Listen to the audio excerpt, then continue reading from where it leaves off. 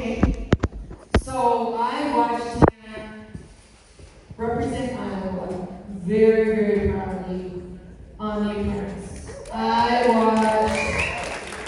watched every minute of that season, and I just loved how she represented us. She did us proud, and she continues to do us proud. Here's Tammy.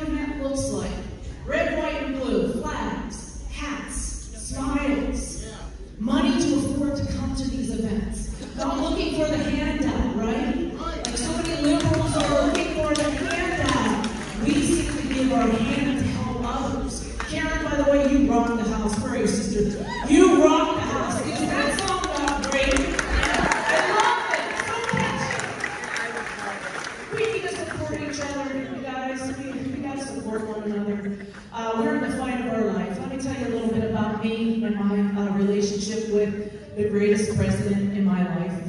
As you know, I'm Tamara from Iowa. I do live in Des Moines. It's a rural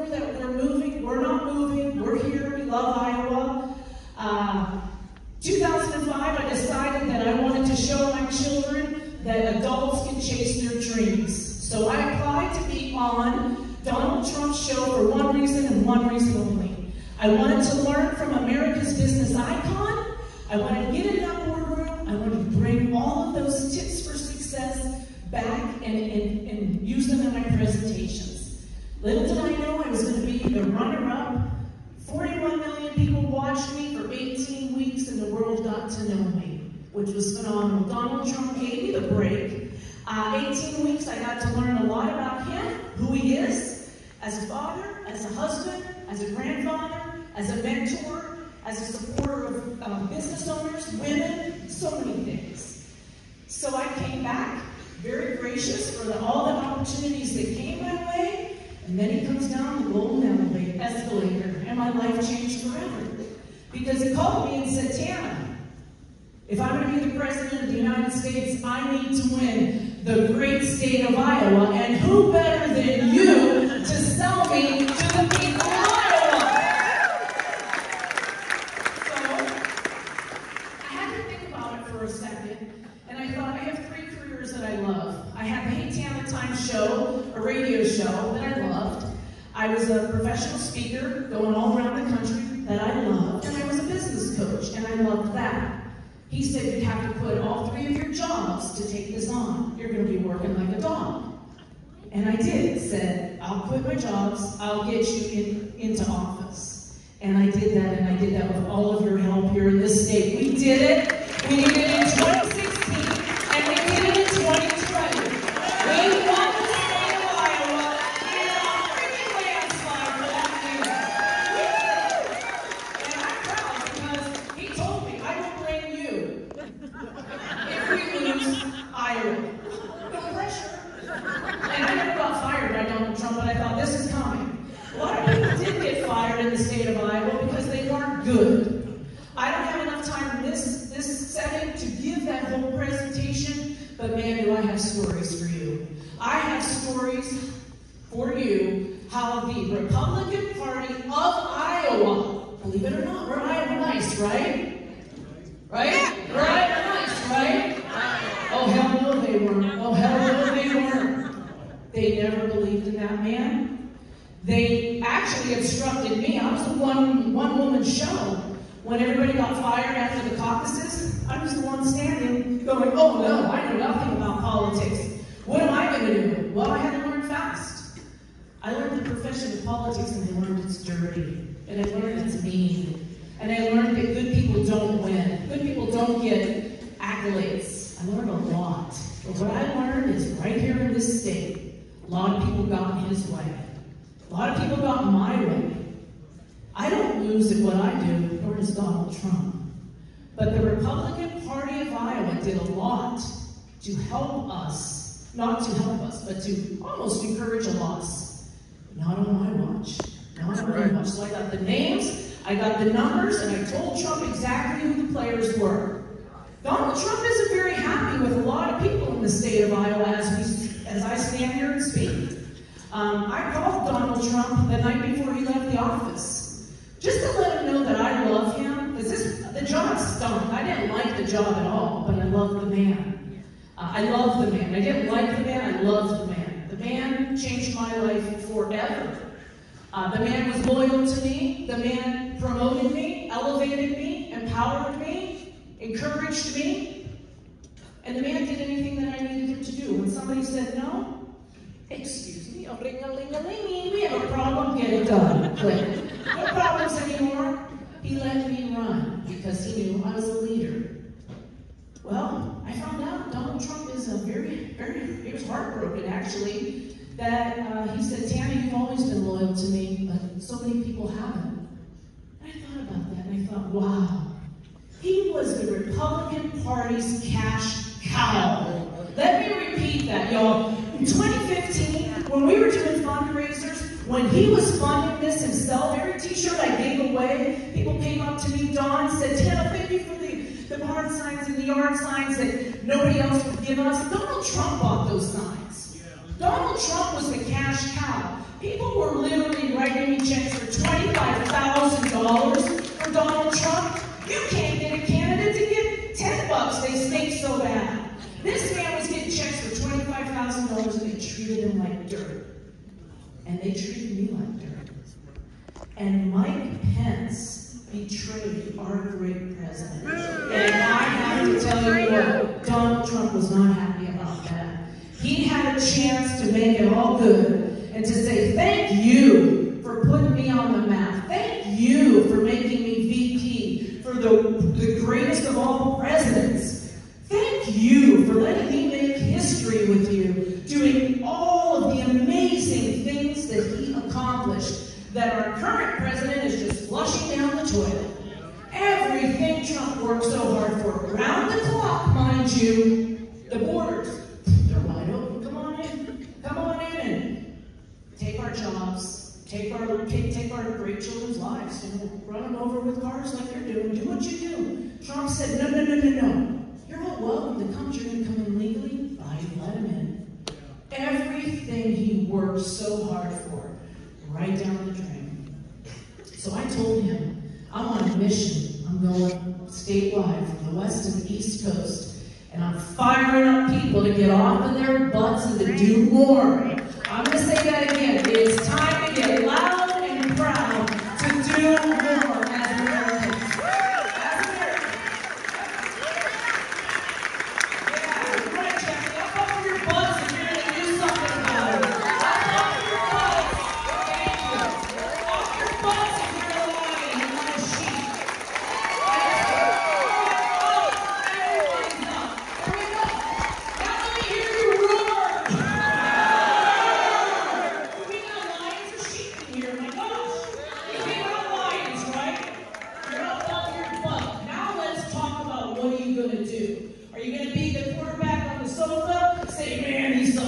That ball differently, or are you going to do something about it? Like Jim's. Let me tell you what, if Jim's story didn't touch you right here in your heart, or have a little tear well up and you go, my gosh, wow. If that story didn't touch your heart, and if that story didn't get your vote, you're heartless. You're heartless. So let's just say it got your vote, because it got mine if I lived up here. It got your vote, okay? Are you going to do what you need to do to get him in office? Do you know what that is? A lot of Republicans go, what do? I'm just going to vote for him. No, you're going to tell every person you know that story. You're going to tell every person you know that he saved a life. Do you hear me? It's not just, I'm going to vote for him. You tell everybody. You tell everybody that story, and that's how it grows. How do you think I got Donald Trump in office? I told all the Apprentice stories. I told the story how he helped the single mom. I told the story how he helped the guy that had a drinking problem. I told the story how he reacted when somebody quit. I told stories to humanize him. So people go, wait, he's not that arrogant, narcissistic, whatever word. I mean, the words are all just coming to my mind right now, but we want to keep this somewhat clean. You say, no, you're wrong. Let me tell you why.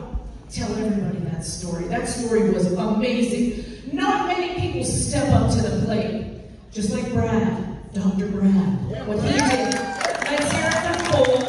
People. What he did. These people are not looking for attention. Don't talk about me. I'm not asking you to do that. I'm not saying they aren't. Good people should be recognized. Good people should be applauded. Brave lions should be growing their pack, okay? What this man did, I know I've lost friends, family, work. I haven't lost a job because I'm my own boss, and the only other boss I ever had was Donald Trump. But are you willing to put your job on the line for this country, for what's right? Yes. Most people aren't. Most people aren't. Well, you are. So he tells me his story last night, and I looked at him and I went, you saved a woman's life. Think about that. He saved a woman's life that paid the price of losing his job. You're the woman? Oh my gosh, how cool is this? Oh, that is so good. That is so good. Amazing. So, when Brad and Carrie open their clinic, you go support them. You tell everybody saved your friend's life. You tell the story. We get bigger in numbers. We get louder the more we talk. But if you're going to sit back on your sofa and just watch TV, Fox News, and sit there and complain about the state of affairs and not do anything about it, well, then you're part of the problem. I hate to say it. Well, let me correct here, folks. You're going to be part of the problem. So what do I need you to do? I need you to get people out of office that don't deserve to be there. We have some Republicans that don't deserve to be there, that Donald Trump is not happy with. They need to go. We need new leaders. So if you say, man, I've been kind of itching thinking I'm being moved, that's called intuition, that's called this guy in the sky, do it. Run. People will get behind you. People will donate. People will support you. If you need a hype girl, reach out to me. I'll pump you up and get you so fired up, you'll think you breathe fire. You'll think you breathe fire. So go do it. Do your part, you guys. We have an America to save. We have an America to save. Donald Trump did not give me any indication he's running. I'm not sitting here today saying, oh, I don't want the reporters to say, Deanna said he's not running, and write that up, and then he calls me and goes, what the hell did you do that for? I didn't say that. I said, I didn't get, if somebody said to me right now, I'll give you $1 million if you can tell me the answer. But if you're wrong, you give me $1 million. We can't sit here and rest on our laurels that Donald Trump is going to come riding in on a white horse and save our lives, because I don't know if that's going to happen, folks. So we need to find the leaders like Jim and all the other wonderful people who are bold, ferocious leaders to get up and do something about it. So I just want to let you guys know that I've been down this road with him. I can't say enough about the man that I love who changed my life and helped America. There is not a stronger man on earth. I do believe he was called for this position. There is not a person who could wake up and take the amount of abuse that he took, for the amount of time that he took, that's walking the space of the earth. The media was the enemy of all of us. They hated that man. When I was on The Apprentice, man, I saw so many people come through Trump Tower, come and meet him, and I love you, God, you're the greatest things in sliced bread. Can I have some money? You're a hero. Trump, you're an icon. You're this. They all kissed his butt. I saw it with my own eyes. I saw it actually in the state of Iowa. And then these people turned on him. They left him bleeding in the streets. They walked away from him. There's people in our state that said our election was fair. Our election had integrity. And that Joe Biden won? Are you out of your mind? I was this man's hype girl. I went to the crowds. You all know me from that. I worked up the crowds. The crowds were ginormous. They were huge. They were outrageously ginormous. I know this because I saw them. There's no way you can tell me that Joe Biden won this election. But guess what? Joni went on The View and said that it was fair. She went on The View to defend Joe Biden when Donald Trump came to Iowa to help her for her campaigns. Talk about a kick in the shins. Talk about a kick in the shins. Don't think for 1 second Donald Trump doesn't forget. Don't you think for 1 second he doesn't forget. He knows everything that's going on in this state. My last visit to the White House before the horrible events of January the 6th, I was there in December, and he said to me, he was upset about a lot of things, but he had a feeling that things weren't going to be turned around because he knows how evil the world is. He knows that there's a force that is behind this, that is of evil. We always heard, good and the light, rise above and win, and we pray that there's some sense that's going to come out of all of this. But Donald Trump is not happy with how things went, and just to see how this man was betrayed and hurt and left, the persecution of the president was really something that was very eye-opening to me. But I will leave you with the positive, which is, folks, I told you we lost friends. Many of you have told me you've lost family. I just mentioned Brad lost his job. Many of you have lost your jobs. I've lost work. I've had 90% of my public speaking career were businesses and corporations that were left-winging, and they don't hire me anymore, okay? So we need to support one another. So we lost all that, but what did we gain? We gained a tribe. Karen and I were talking about this morning when we were just, looking at the gorgeous view that we've been blessed to share. And we were talking about new friends. I met a whole group of friends. Like we're all like-minded, so we all could be new best friends, to be quite honest with you. We all are like-minded, so our tribe has grown to be phenomenal. And so embrace one another, love one another, support one another, and please stop with the division. We're Republican, they're Democratic, we're good, they're evil. No, folks, we are the United States of America. So let's get back to being united. And we are also God-loving people, and in God we do trust. So I just want to say, you guys, thank you for being here. Thank you, Barbara, for everything. Thank you all for being here. I'll be at my table for pictures, for questions, for books, for